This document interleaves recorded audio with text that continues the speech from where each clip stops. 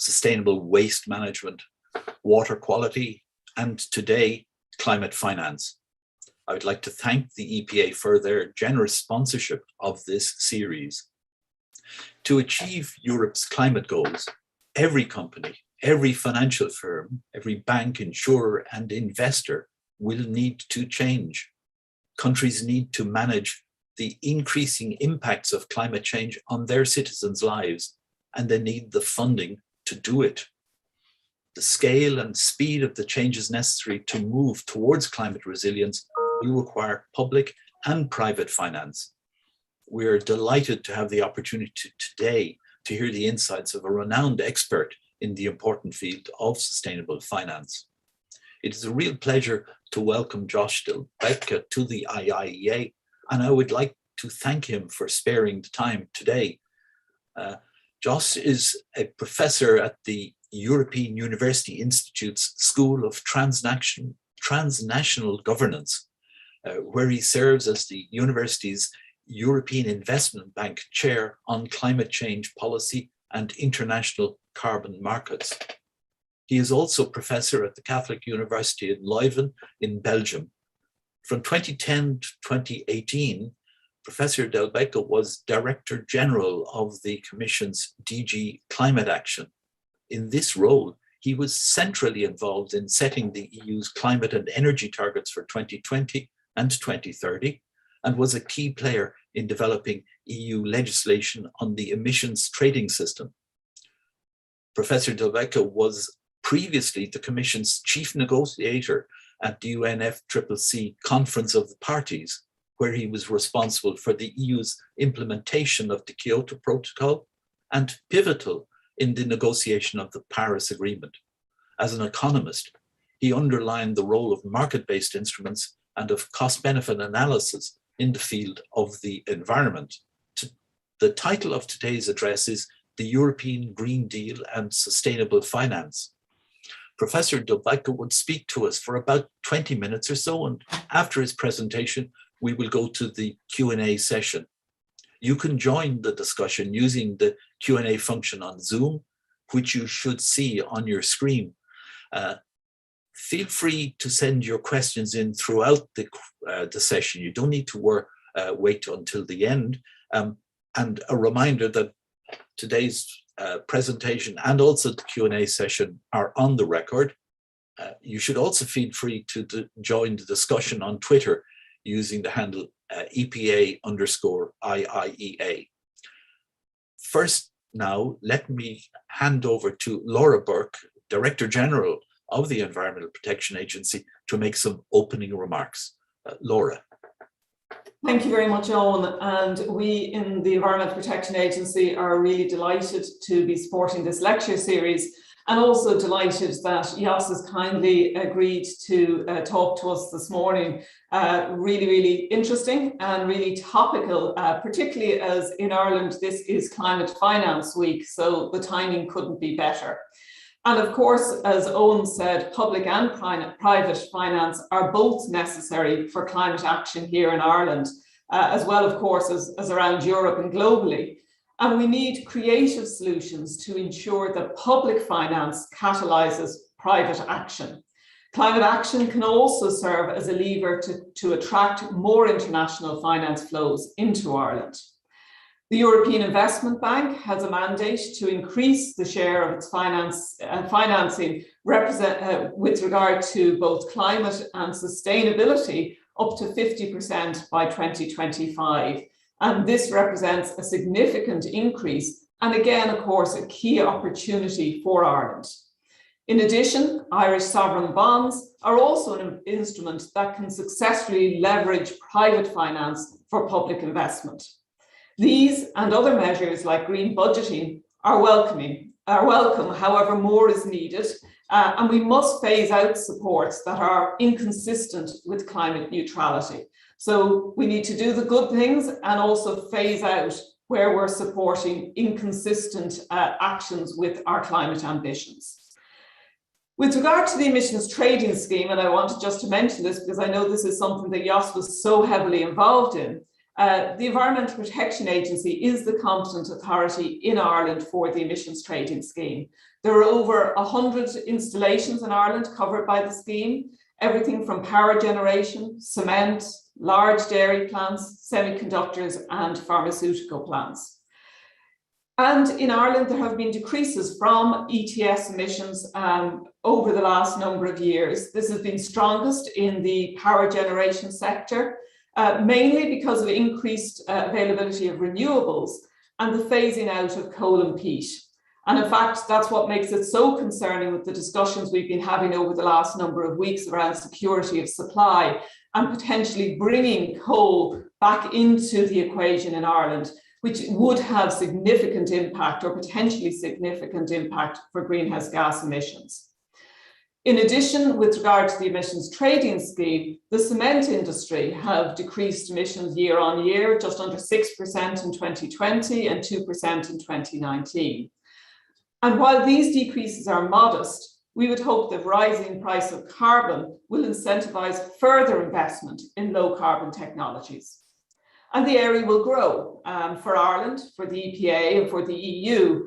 And really interesting, the current proposals from the EU Commission to widen the scope of the EU ETS to include maritime, buildings and transport.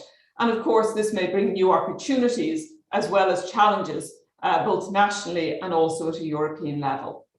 So that's really all I was going to say. So really looking forward to Jas's presentation, and I'm going to hand over to him now. So thank you very much.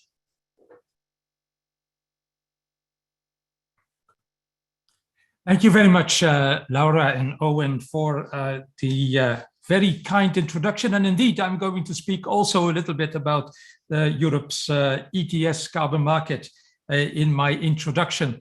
But I have prepared a few slides, and while we are waiting for them, let me underline how pleased I am to be with the IIEA and to have this discussion with all of you, and eager to go into the questions.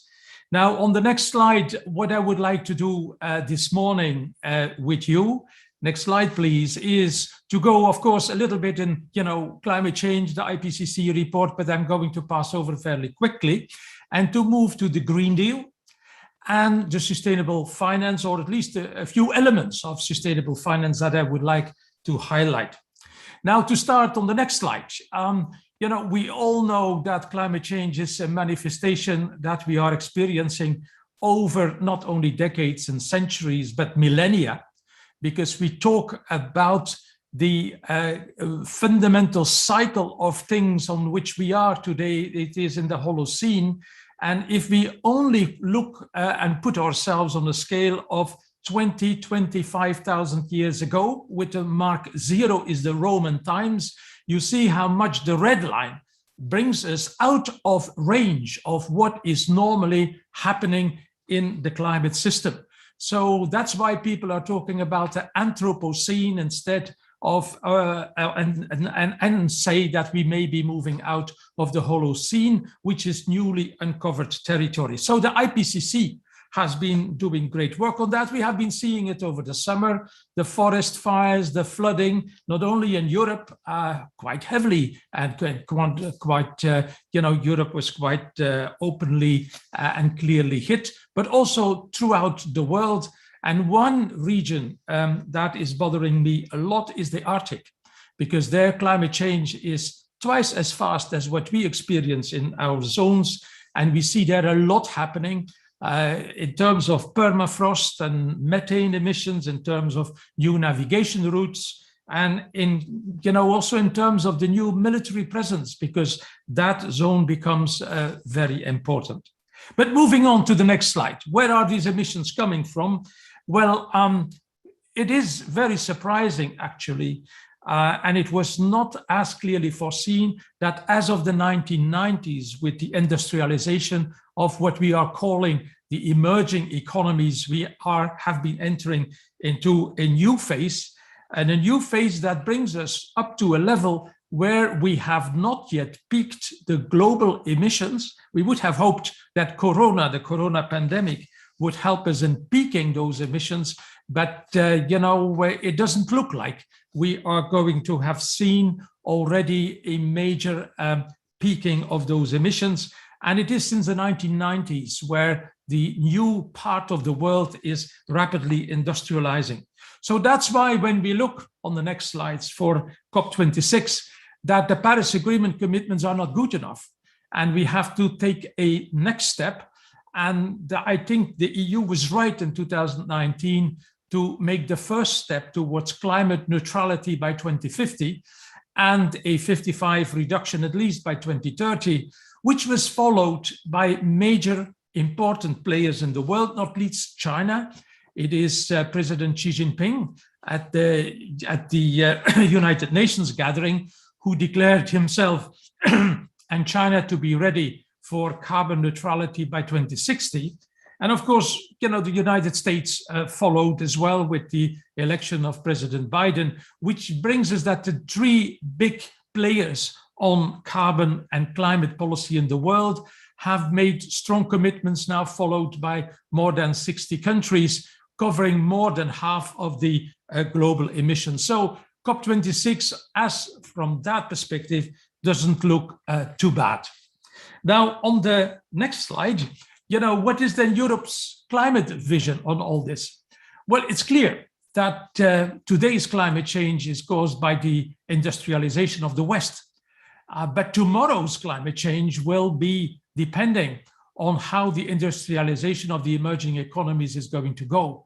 And that brings us on the entire discussion about what is left for those new countries, joining the club of heavy emitters. And the brutal reality is that if we come down from the well below 2 degrees centigrade's limit, that 2/3, according to some, even 3/4 of the margin has been consumed already, which brings the urgency for these commitments in the light of COP26 with more prominence forward. Now, Europe's climate vision is strongly endorsing a multilateral approach. That's why Europe has been a very strong defender of the Paris Agreement, because it includes policy action by all countries, which was not the case under the Kyoto Protocol. So also emerging economies are asked to join the club of emissions that are required from them. And it intensifies, the Europeans intensify bilateral action, in particular towards the emerging economies, call them the G20 group of countries. Now, Europe is putting itself forward as a first mover because it has a heavy climate responsibility, but it also sees economic opportunity. And I think that is an element that is new, and that is where the Green Deal has been announced. And we could even say that Europe is now the laboratory for low carbon technologies and low carbon policies. Now, on the next slide, let's zoom in on the Green Deal. I think it's fair to say that the Green Deal is an economic strategy, and it encompasses climate and sustainability concerns for all economic sectors. Of course, energy is the most heavily, involved, because fossil fuels are being consumed in masses in the energy sector, but also transport, industry, construction, agriculture, and forestry. All these sectors are asked to move in with their emissions reductions. Now, a very important element of Europe's action is, of course, also on innovation, research and development, but perhaps even more so the deployment and the scaling up of investments in low carbon equipment and expenditure. And that is what I would like to zoom in for a moment later on. But what is so important on the European Green Deal, and that makes me happy as an economist, that is that we are moving the political attention away from targets. We have set our targets, that's now a done deal, but that we move our policy attention into policies. What are we going to do to bring the emissions down? And the regulations are key. And the frustrating part, and I was myself involved in developing lots of regulations, is that the rollout of these regulations and policies is gradual, and it takes time. In fact, time that we do no longer have when we look at the figures put forward by the IPCC. Now, on the next slide, and from the impact assessment that the Commission has been making, I think this slide summarizes very well where we are going with the Green Deal. That means that the GDP, our levels of income and wealth, should continue increasing, but our emissions should go down to zero or almost zero by 2050. And that is what is colored here and sketched out in the slide. By 2030, we see that the blue zone area, which is power generation, is going to have gone out almost entirely out of greenhouse gas emissions, while the other two zones, the red zone and the green zone, respectively, transport and industry, are going to see the bulk of their emission reductions after 2030, shortly after 2030. So now is the moment to prepare for those important emission reductions after 2030, but the biggest source of emission reductions before 2030 is going to be in the power sector.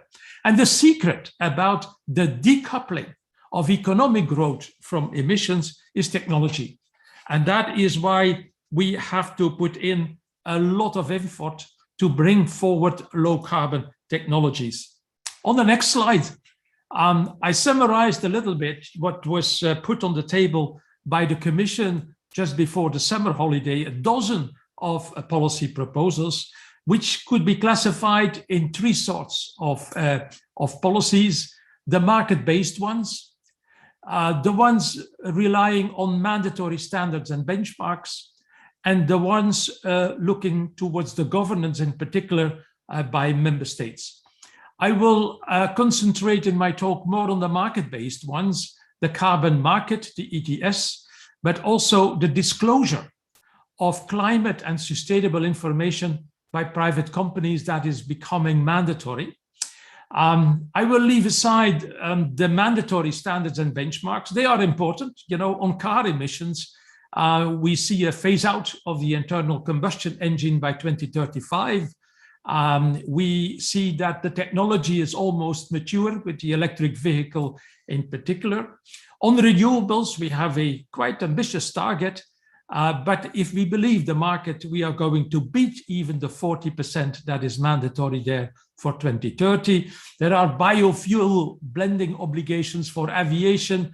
There are standards for fluorinated gases that are present in heat pumps. So there is a lot of mandatory standards and benchmarks that are being developed as part of that policy package.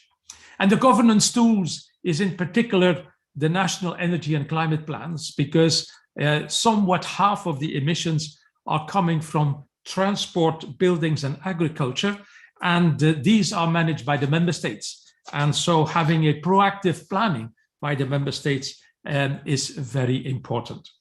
Let's move on the next slide to the Green Deal. And the point I want to make is that, seen as an economist, the Green Deal is a tremendous investment challenge. According to the impact assessment, we talk about an annual additional investment of 350 billion euros between 2021 and 2030. So this is quite a daunting figure. It's almost 2% of GDP additional investment, almost a doubling of the investment that is currently happening in the economy. And it is going to be in the private sector, but also a lot by the public sector, because there is also infrastructure that needs to be updated. And energy is, of course, the most important sector. The rollout of investments in solar and wind and in the renewable sector is now really taking shape. But also the grid needs an upgrade. The digital developments that we are going to see are making a cluster of investments in the energy sector that are really, big, and the scale becomes even bigger by the day. On transport, the electrification of the car fleet is something many member states still have to move towards another level of activity. But that is, of course, depending also on the investments in the energy sector. Construction, the Commission was talking about a renovation wave to improve radically energy efficiency, but also to have other ways of heating homes, in particular heat pumps, and the electrification of construction and buildings and transport is a very important trend. So which puts, again, the emphasis on a lot of investments in the field of energy. In the field of industry, I think between now and 2030, we are going to see more innovation type of activity, bringing forward the innovations for which the rollout massively may be expected more after 2030. We are talking about hydrogen, carbon capture and storage, and the carbon capture and usage and storage, the biochemicals drive. So on industry, we see currently in the steel, in cement, in chemicals, we see massive technological changes that are going to bring down the emissions of greenhouse gases. So the Green Deal is a tremendous investment challenge. And the question is, where are all these sources of finance going to come from? And so on the next slide, I'm developing some examples of sources of sustainable finance. I think Laura was already indicating where on the bonds and the green bonds, etc. Let me highlight three elements. The first is the EU funds, the EU budget, and the post-pandemic resilience funds called Next Generation EU. The 750 billion, that is the new type of financing the EU that is being experimented with, which brings us forward with a daunting amount of 1,850 billion euros that are going to be subject to a strong green dimension. 30% of these funds of the EU budget and 37% of the Next Generation EU budget is mandatorily to be spent in direct relation to the green agenda, to the Green Deal agenda. While at the same time, there is a no harm principle being used, that is that we would not do damage on other fronts by the green investments that we are going to see. There are still plenty of multiple challenges.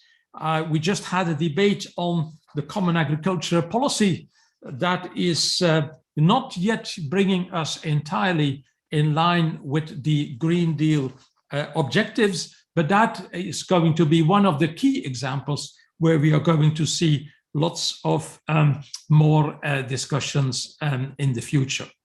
On the next slide, I wanted to make the carbon markets as an issue for also sustainable finance, because when we look at the EU ETS, Europe's carbon market, we have been looking primarily at the price impact to reduce emissions.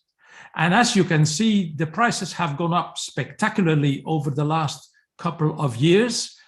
The price is today hovering around 60 euros per ton of carbon. So I should have updated my slide for what we have been seeing over the last couple of weeks. But it is unlikely that prices are going to go below the 50 euros of the 50 euros per ton of carbon dioxide that we have been seeing over the last couple of weeks. Now, on the next slide, the price impact is so important. We know that economist Bill Nordhaus got the Nobel Prize win for that theory that he has been doing on this issue. But the revenues have been a little bit snowed under in the attention that we had for carbon markets. And, just the back of the envelope estimate is indicating that the revenues from auctioning have easily, or are, according to today's prices, are easily reaching the staggering amount of 50 billion euros. And these 50 billion euros go to the member states. And it is quite timely that member states, now that these carbon prices are so high in combination with the high gas prices, that the social impact is being addressed, because energy and electricity prices are, quite high, historically very high in most parts of Europe, and using part of the revenues from auctioning to dampen the social impact is, I think, particularly important. And the Commission is going to come forward this week, it seems, with a communication on the issue. But what has been clear is that the social impact use or this use of revenues for addressing the social impact should be used in a targeted manner and not in an eternal manner, but in a temporary manner. So the revenues from the carbon market are really an important element of the political debate, and innovation and modernization is clearly an issue that should continue going on.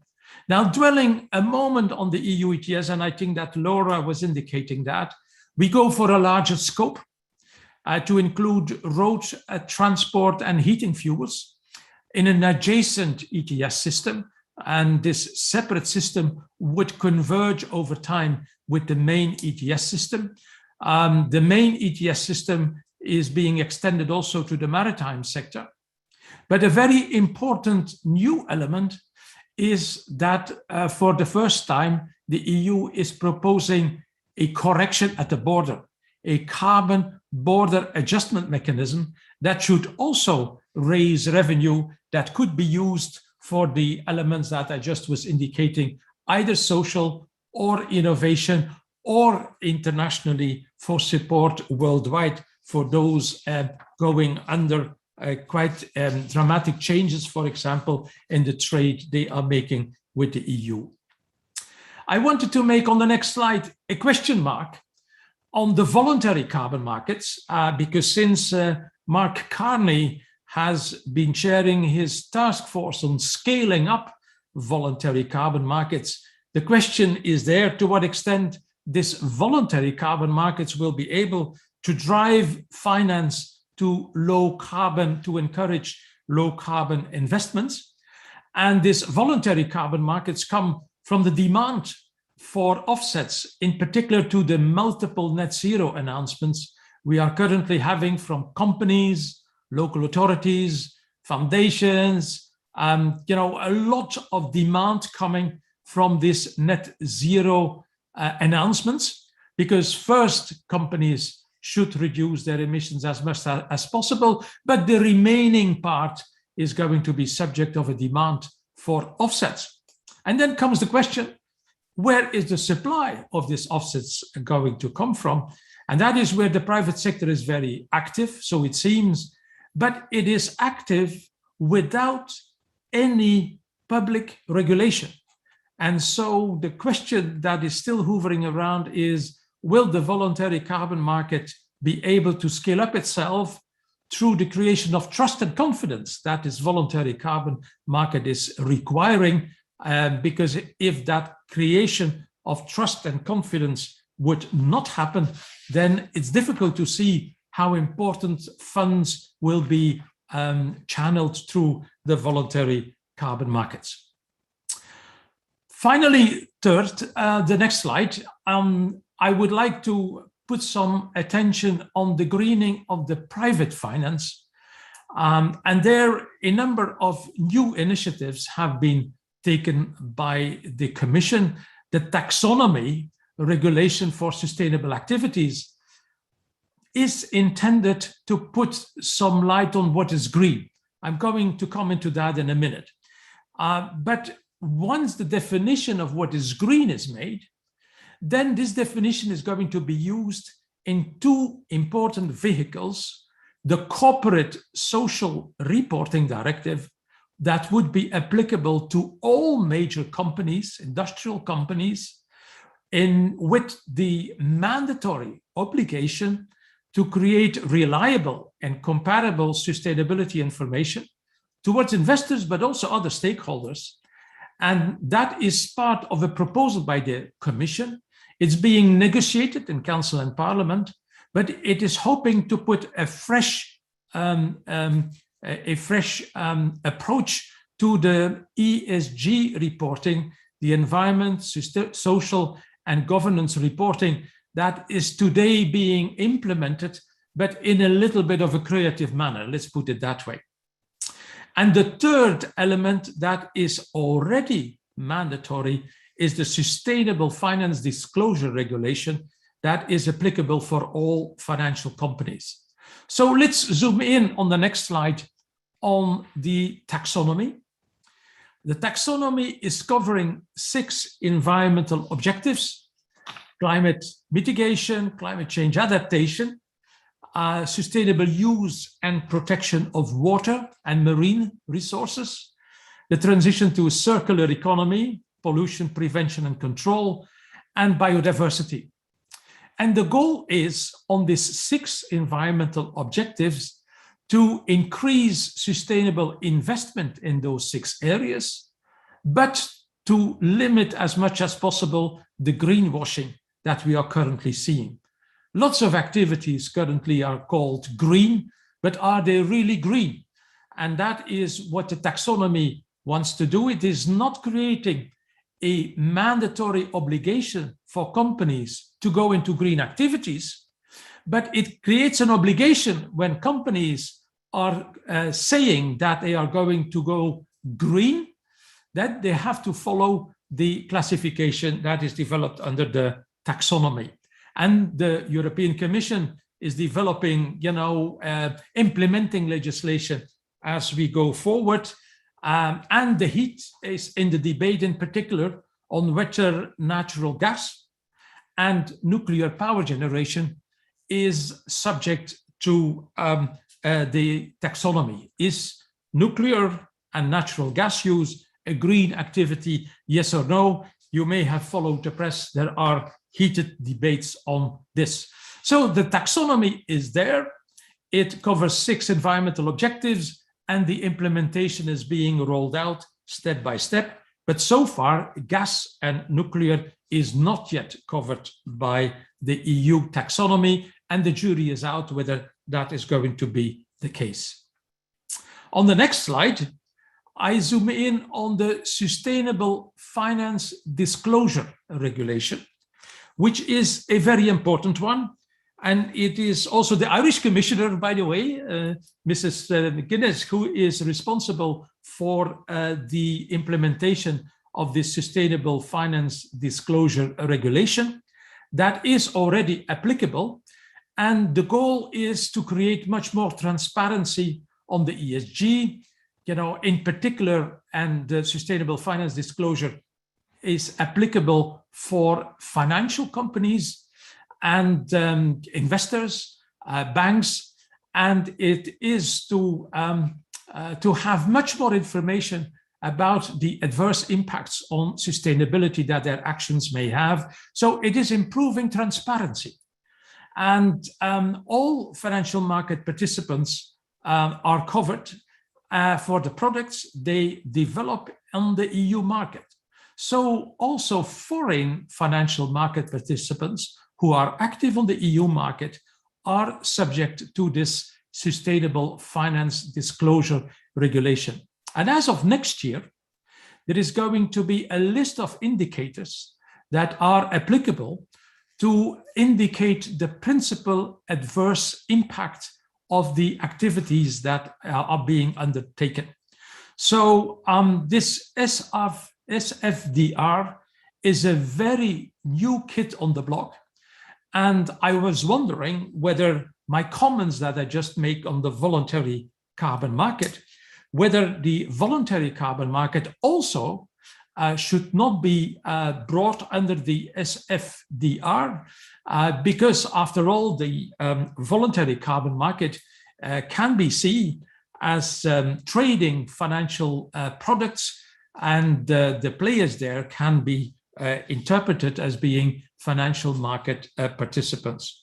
So a whole new machinery, and in particular the indicators, the PAI, the principal adverse impact indicators are going to play an important role.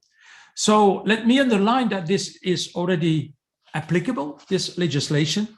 Of course, we are not yet very far on the disclosure in an orderly manner. For 2021, the first statements and project disclosures are falling already under the legislation, but much more streamlined indicators are still being developed. So a very important regulation to green the financial activities of financial market participants in the EU. And I think through this, the potential of having and creating another Brussels effect, in which the EU is putting up an implicit standard on what is happening, possibly also elsewhere in the world. Also in the United States, for example, the financial regulator is very interested in these activities that are being rolled out in the EU. And I hope that a helpful debate is going to develop in the immediate future. On the next slide, let me put up some conclusions. The Green Deal is a comprehensive economic strategy, but it requires a huge investment effort. And I would hope that a lot of economists looking at public policy are going to include the Green Deal dimension much more proactively in the policies they are coming to come forward with. Market-based instruments remain central in the policy approach on climate change by the EU, but they are combined with a lot of other regulatory measures. And it is that combination that makes, I think, the EU very successful in bringing forward emission reductions. There is an economic dimension, and there is a mandatory regulatory dimension for one or the other specific area that needs to be that is difficult to catch through the development of market-based instruments. And the greening of private finance, I hope, is key and is being dealt with through new legislation, and the Sustainable Finance Disclosure Regulation, I think, is a real new instrument that has not yet been discussed widely enough, in my view, apart from those who are immediately involved in the consultancy and in the private finance world. So thank you very much for your attention. I produced a little book with my colleague Peter Vis that is freely downloadable through open access for all those who are interested. It copes with the current legislation that we are having in place. But as I was indicating, through the Green Deal, a lot of this legislation is now being reviewed and is part of a negotiation process in the institutions of the European Union. Thank you very much. Thank you very much indeed, Professor Delbeke. I find the scale of the numbers that you're talking about just eye-watering. I mean, nearly 2 trillion euro over the period that we currently foresee, and over a third of that in relation to the greening of our budgets. You referred to Commissioner McGuinness. Mairead McGuinness was writing at the weekend talking about setting EU standards for green investment. And clearly, I mean, it's perhaps a detailed point, but it's a potentially very damaging one, the whole greenwashing. Do you see a significant role for EU green bond standards in climate finance measures? And I think you referred to the possibility of this being exported, becoming international standards. Would you say something on that? I know relatively detailed, but a rather crucial issue, please. Right, right. Well, the orientation that is being taken is either to develop specific products, such as green bonds, and they are quite important. The European Investment Bank, I think Laura was indicating that at the beginning, is going into that quite extensively, and has been an innovator on this in this area. But where I think the most powerful impact is going to come from this transparency, this regulation, the Sustainable Finance Disclosure Regulation, because it is addressing the whole bulk of private finance. Because let's face it, how staggering the numbers are on the public finance, private finance is the big player those days. And fighting the greenwashing, I think most of us will agree that when we look into the annual reports by companies, that there is a lot of green, subjects being raised, but you never know exactly what is being covered. And this greenwashing, I will not say by all of them, but increasingly, people are looking into that. And at least half of what we see in the reporting by private companies is subject to greenwashing. Others would say it's even up to 80%. I saw a recent report by some green NGOs. I wouldn't be that dark. I think that many players in the sector are very honest and want to do a good job. But for that, you need a good regulatory context. And that is what the Sustainable Finance Disclosure Regulation is offering. And that is where I think Mrs. McGuinness is really sitting on an extremely important chair for greening the economy in Europe and setting implicitly a world standard, because a lot of other financial players from global players are also very active in the European Union, and they will discover their standards as they have to implement them for all their activities inside the European Union. Thank you. His Excellency Adrian Palm, the ambassador of the Netherlands to Ireland, raises a point which is of a certain sensitivity here in Ireland. He thanks you for a very interesting presentation and says that for many sectors, the way ahead on reducing carbon emissions is more or less clear, like in the power sector, as you highlighted. But for agriculture, responsible for 1/3 of greenhouse gas emissions in Ireland, this is still unclear. He asks, what steps do you regard as essential for the agricultural sector to contribute substantially to our EU climate action goals, and what financial instruments would be necessary? Well, I think it is obvious that the common agricultural policy should be the vehicle to drive the greening of agriculture, even to put it a little bit ironically, because agriculture is a green activity. But the common agriculture policy makes important steps, but more in, not in the core of the way subsidies are being managed, but rather ancillary.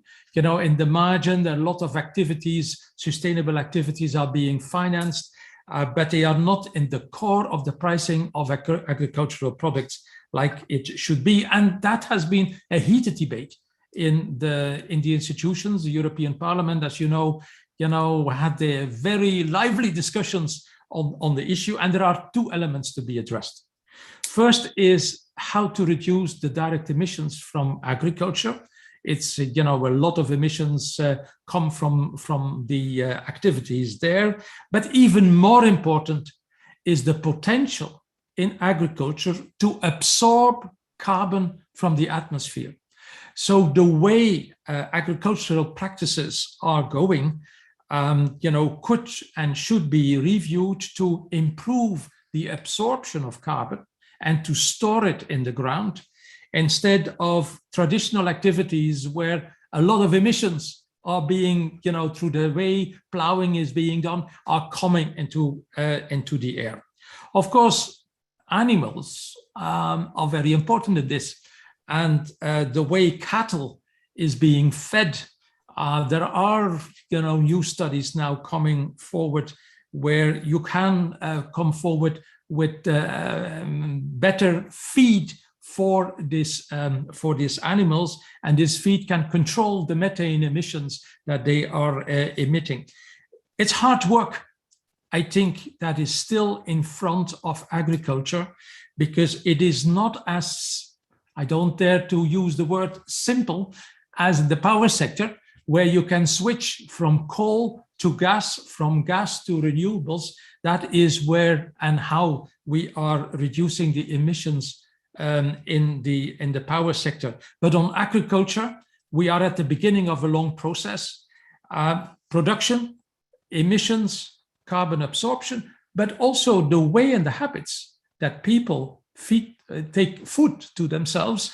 There is a lot of criticism on red meat that is possibly very bad for the climate in comparison to white meat, that chickens and things like that and pigs are much less damaging compared to red meat. So a lot of new developments, lots of structural changes ahead. I'm myself not particularly a specialist of the agricultural sector, but addressing emissions, absorbing through the feeding of animals and things like that, other food patterns that the society may adopt, and the absorption of carbon in the underground or in the ground, I think are very important elements to look at. Thank you, Jos. I have a question from a journalist, Pádraig Hoare, with the Irish Examiner, and he asks, the sheer scale of the challenge ahead is so daunting, not only because of the cost, but also the urgency of what must be done. But naysayers also said the same about post-war reconstruction from 1945 to 1953, that it couldn't be done. That period was a triumph of European cooperation. Is the current climate crisis analogous to 1945 to 53? Yes, but I would say if we do it in a clever manner, and that is where I think I would have to say the European Commission, with the economic analysis they made in preparing for the Green Deal, is using a lot of possibilities to keep the costs down as much as possible. Because if you make the wrong regulatory decisions, then the costs are going to be very high. And cost effectiveness, the hobby horse of the economist, is very important, because potentially you could drive up costs without improving much the overall result. And so going in first where the low-hanging fruit is, and that is exactly what the carbon market is doing. The carbon market is giving to many people and companies the option either to reduce emissions themselves or ask someone else to reduce them, and through that cost effectively reducing emissions. Where I think we should be very much on our guard is to avoid stranded assets. And stranded assets is making the wrong investments now, in the light of where we have to go. And I think that is perhaps the most powerful element of the Green Deal and the carbon neutrality by 2050. Everybody knows the direction of travel. And if you go in and you have a disregard for that direction of travel, your chances of investing in the wrong issue is going to become much more likely. So my reply would be that we are perhaps better equipped to where we were in 45. Of course, it was brutal in 45 with the destruction that the continent was going through. So let's not go for such a radical destruction, but let's move in, let's phase in a cost-effective manner, the reduction of emissions, and above all, let's avoid stranded assets, because that's very expensive. And I think that this stranded asset, this avoidance of stranded assets is going to be improved a lot through the transparency that the Sustainable Finance Disclosure Regulation is going to offer us. So in that sense, I'm more hopeful that we have not to go through such a disastrous, new reality as we saw in 45. Thank you. Mary Burke has a question in relation to that regulation. She asks, would you comment further on the public sector infrastructure that would be necessary around the sustainable finance disclosure regulation? She refers in particular to water scarcity measurement, testing, verification, and sampling of air and water. But the public sector infrastructure is her query. I think indeed that the demand for data is going to be staggering, and we are not yet fully equipped, neither in the public nor in the private sector, to already deliver all these data overnight.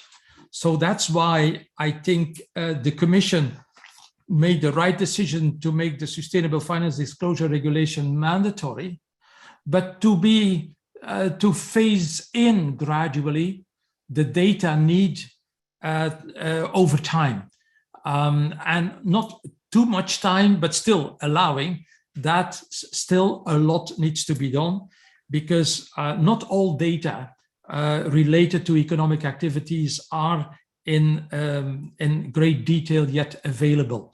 I think that the work that the European Environmental Agency is doing, and new elements and new technologies like monitoring from space, offering lots of new data, are going to be ways to develop much more proactively compared to what we did in the past.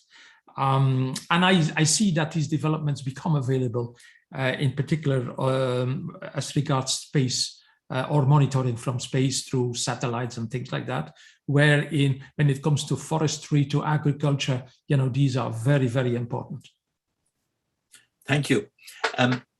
There's a question on changing the topic, changing the area a little, from an economics researcher at the Institute, Dorrel Walwer. His question is, do you believe that the world needs a multilaterally negotiated global carbon price to be able to effectively ensure global emissions are reduced? Yes, I would be strongly in favor of a world carbon price, or tax or market or whatever we do it, but there is a but, and that is why it is probably the reason that it is not included in the Paris Agreement. That is that the authority by parties to the Paris Agreement to go for a carbon tax / carbon market is their own internal responsibility. What Paris has been doing, the Paris Agreement, is setting objectives, targets, obligations, but not in the detail that is required to create such a carbon tax worldwide. That's why I would hope that the border adjustment, the carbon border adjustment, that mechanism that has been proposed by the Commission, is going to lead to a fresh international debate, because those exporting to the EU are not going to be very enthusiastic. That's what we heard from China, India, Saudi Arabia, Russia. They are very, they use very strong words against this border tax. And I hope that in the context of either the G7, the G20, the WTO, we may go into a debate, or the OECD, where we have a little bit of the emergence of comparing policies, having some more pressure to come forward with carbon pricing policies. We already see that happening. We even see in Russia, where people are looking into the possibility of a carbon price because they see it as a rent that may be taken off by the EU to the disadvantage of Russia in this context. And so out of this debate, I would not exclude that the debate of a carbon club is going to be dusted off. And a carbon club is a club of countries where you would agree that amongst the club members, there would not be trade restriction because their policies are comparable. But for all those who have not comparable policies, there would be a tax at the border. So the tax at the border would be a kind of a de facto sanction for not having or not implementing a carbon price. And I think that may be a very interesting route for discussions to go. And I would hope that economists could contribute into that. We know the Chinese go for a carbon market that is very similar to the European carbon market. They are going to roll it out not only for power, but also for aviation, for steel, for cement, etc. So the Chinese are really working on that. What is my worry and my deep regret is that it is not on the table in the United States. The idea of a carbon tax or carbon pricing came from the United States. They were trying to put it in the Kyoto Protocol. We did it in Europe. The Chinese are doing it. But oh, irony, the United States is not taking any steps to do that. It's so controversial in the United States. And so reflecting further on the carbon club idea, I would welcome very much a carbon club. I would welcome very much a multilateral approach to a carbon price or a carbon tax. But what are we going to do if the United States does not play ball on this issue? And that is a bit of a headache. We all would have hoped with the arrival of Biden that they would have been more proactive on this issue, but it is not in the major act that Biden is currently negotiating on the Hill. There are here and there some hoops, but they are being weakened as the process continues. Yeah. So yes, there is scope, it's hard work, and I hope that the Europeans are going to use their carbon border adjustment mechanism proposal to make a next step in that direction. A related question, should businesses in developing countries be exempt from the adjustment mechanism, given that these, well, the countries have historically not responsible for the climate crisis? I would personally be in favor of that because they were not, as you are indicating, at the source of the problem, but it goes against some of the basic principles of the World Trade Organization, that you cannot have any form of discrimination between the trading partners according to the countries they are coming from. So I would hope, and we need a debate in the WTO so as possibly to allow such an exemption for the carbon border adjustment mechanism that the Europeans are having put on the table for more discussion. We need a discussion not only on climate, but also on trade policy. And that's a very hard nut to crack, as we all know in the WTO, but it's unavoidable. We will have to raise that debate and we will have to put it on the table. Well, we're coming close to the end and there are quite a few questions. So I'll have to be selective, and I'll take, if you're talking about tough nuts to crack, there are two questions, one from Osia Kudbiaba and another from Jean Boucher, which are about the degrowth strategy, about that, consumption sufficiency, one even going so far as to suggest that the Green Deal could be construed as a kind of greenwashing if given its continued focus on GDP and growth and so on. Do we need to focus on a degrowth strategy, please? I would be hesitant to go into that line because what we have been observing in the past is that economic growth facilitates change. And if you have no economic growth, you camp on old assets. And what we are clearly in need for is new assets that are low in carbon emissions. And so without economic growth, we will not be able to do that. Now, having said that, I'm not pleading for growth figures like we have seen in China or 10% per year, etc. That is clearly doing harm to the planet. But we need a little bit of economic growth to facilitate the transition we are going through. So my argument would be in between, the two, not very high economic growth, not zero economic growth, but a little bit to facilitate the change we are going through. Otherwise, the Green Deal objectives, the emission reductions, 55% by 2030, is very important, is drastic. You will not achieve that through degrowth. You will achieve that through the use of new capital, new equipment, new tools, insulated houses. And for that, you need a bit of economic growth to facilitate that. Professor Jos Delbeke, on behalf of the EPA and the IIEA, I want to thank you sincerely for giving us the benefit of the enormous experience of this whole area that